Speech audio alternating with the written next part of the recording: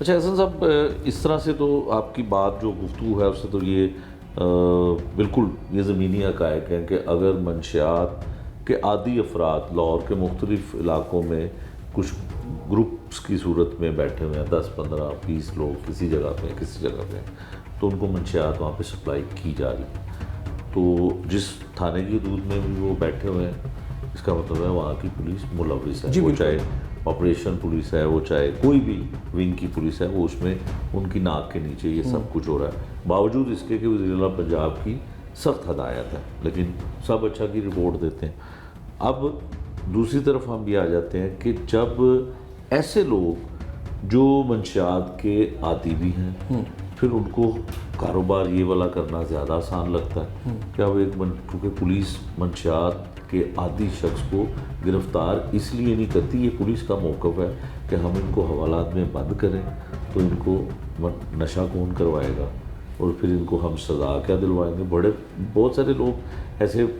جو ہیں جو منشیات کے عادی تھے، حوالات میں خودکشیاں بھی ہوئی، بعد میں پولیس موقف یہی لیتی ہے کہ وہ نشے کا عادی تھا تو اس وجہ سے اس نے پھندا لگا لیا، جیسے پچھلے دنوں بھی ہوا تھا۔ تو یہ سارے معاملات اس طرح سے ہوتے ہیں۔ اب مجھے یہ بتائیے گا کہ اگر پولیس نے ان کو نہیں روکنا،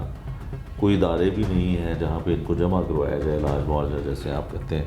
کہ سابقہ دور میں جو نگران وزیر اعلیٰ تھے انہوں نے اعلانات بھی کیے تھے، اب اس کا حل کیا ہے؟ پولیس کے دعوے وہ تو نفی کرتے ہیں اس بات کی کہ جی ہم نے لاہور کے اندر کسی جگہ پہ انٹر نہیں ہونے دے رہے نشہ، جو مخصوص ایک فورس ہے اس کے لیے بہت بڑے آرڈر ہیں، پولیس انکاؤنٹر بھی ہوئے بقول ان کے، پتہ نہیں وہ صحیح تھے یا غلط تھے، لوگ کسی کو نہیں پتہ، کوئی ڈیٹیل ہی نہیں کسی کے پاس۔ تو اب یہ بتائیے کہ گورنمنٹ لیول پہ کیا کرنے کی ضرورت ہے؟ پولیس تو سب اچھا بتا رہی ہے، دیکھیں ایک میگا پلان کی ضرورت ہے۔ پہلی بات ہے اس کی ذمہ داری جو ہے سوسائٹی کے ساتھ ساتھ میں سمجھتا ہوں لاہور پولیس کے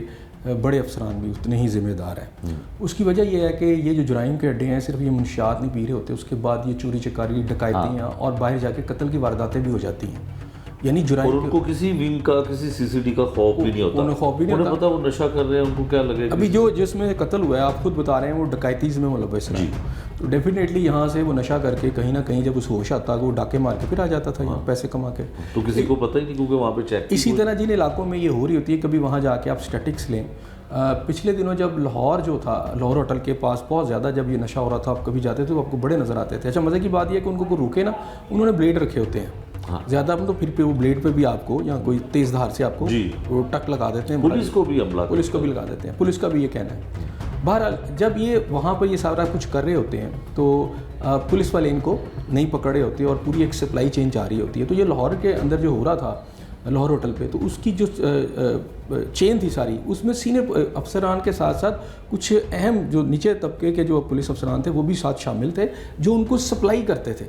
اور اس میں سپلائی کا طریقہ کار یہ ہے کہ ایک ایسا بندہ جو انہی میں سے ایک نشہ کرنے والا ہے اس کو دے دی جاتی تھی، ظاہری بات وہ پکڑا بھی جائے گا تو وہ نشہ ہی ہے،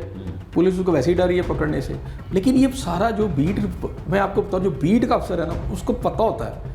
کہ کہاں کیا ہو رہا ہے، کہاں کیا ہو رہا ہے۔ اگر وہاں سے نکل کے کوئی ڈھاکہ مار رہا ہے، وہاں سے نکل کر کوئی چوری کر رہا ہے، کیونکہ میں نے جو لاہور ہوٹل کی بات آپ کی، میں نے اور بھی جگہوں پر دیکھا کہ وہاں اگر آپ کرائم اسٹیٹکس دیکھیں تو وہاں موٹر سائیکل چوریوں کی واردات، کوئی جب انہیں نشہ نہیں ملتا تو گاڑیوں کے شیشے اتار لینا، گاڑیوں کے ویل اتار لینا، گاڑی میں سے بیٹریز نکال، پھر گھروں میں گھس جاتے ہیں وہ چیزیں اٹھانے کے چکر میں، وہاں پہ جرائم ہو جاتے ہیں۔ تو یہ وزنی چیز بھی آسانی سے اٹھا، اگر یہ نہیں کیا جا رہا تو سب سے پہلے کہ لاہور کے جو ذمہ دار پولیس افسران کی ذمہ دار ہیں، ٹھیک ہے، دوسرا پھر اس علاقے کا تھانہ ذمہ دار ہے جہاں پہ ہو رہا ہے، ٹھیک، اور صرف باتوں سے نہیں، اس پہ سخت ایکشن ہونا چاہیے۔ ایس ایچ او کو کریں نا فارغ، بیٹ رپورٹ اس کو بیٹ والے کو کریں فارغ، اس کو بتائیں کہ بھائی یہ آپ کی جو آپ کو لگایا اس لیے کیا تھا کہ اس کو ختم کرنا ہے، اب وہ بھی نہیں کر رہے۔ پھر اس کے بعد ہے ریہیبلیٹیشن، وہ ریاست کا کام ہے، پولیس کا کام نہیں ہے، یہ ماننا پڑے گا۔ کیا آپ نے کوئی ریہیبلیٹیشن سینٹرز بنائے ہیں؟ نہیں ہے، اگر کوئی ہے تو وہ برائے نام ہے، اس لیے یہ جو سیگمنٹ سوسائٹی ہے یہ بالکل دور ہو گیا۔ تیسری بات جو گھر والے ہیں ان کی بھی بڑی ذمہ داری ہے کہ بھئی ان کو پتہ ہونا چاہیے کہ ان کا بچہ جب باہر نکلا تو وہ نشہ تو نہیں کہیں کرنا شروع کر دیا۔ پھر ابھی یہ تو چھوڑ دینا، ابھی اتنا منظم آپ کے بڑے قابل اپنے آپ کو جو افسران کہہ رہے ہیں کہ لاہور کو شاید انہوں نے بڑا صحیح کر دیا، لاہور میں اس وقت گٹکے کا کاروبار اپنے عروج پر ہے، گٹکا بالکل بکتا ہے، گٹکا عروج پر ہے۔ میں تو بتا رہا ہوں کہ آپ جا کے ان کے افسران کو بتا دیں کچھ بھی نہیں ہوتا، गुटखा और सबसे ज़्यादा नहीं, वो तो साहब अच्छा की रिपोर्ट उसकी वजह मैं बताता हूँ ना, एक गुटखा जब एक दुकान पे बिकता है तो थाने को मिनिमम 9 से 10 लाख रुपया जाता है। जिसका ज़रा भी गुटखा अच्छा बिकता है ना, 9 से 10 लाख रुपया जब अफसरान को चला जाता है, वो तकसीम होता है, तो वहाँ कौन जाएगा? ये मैं आपको, और गुटखा भी तो मंशियात में आता मंशियात में आता है ना। देखिए आपकी वो भी कोई भी कॉन्ट्राबैंड जिस पे आपने पाबंदी लगाई हुई है, डेफिनेटली उसके नेगेटिव इम्पैक्ट है ना। यस, जैसे आपको पता है कि उससे पहले आपके वो क्या कहते हैं जो सेंटर्स बने हुए थे जहाँ पर ये हुक्का शुक्का टाइप की चीज़ें पी जा रही थी, शीशा जिसको आप कहते हैं, कैफ़े, वो सारे बंद हुए क्योंकि शुरू में तो कहा गया नहीं इससे कुछ नहीं होता, लेकिन हर इस तरह की चीज़ के हेल्थ पर इम्पैक्ट्स आते हैं। तो जो सेहतमंद कौमें हैं, जो हुकूमत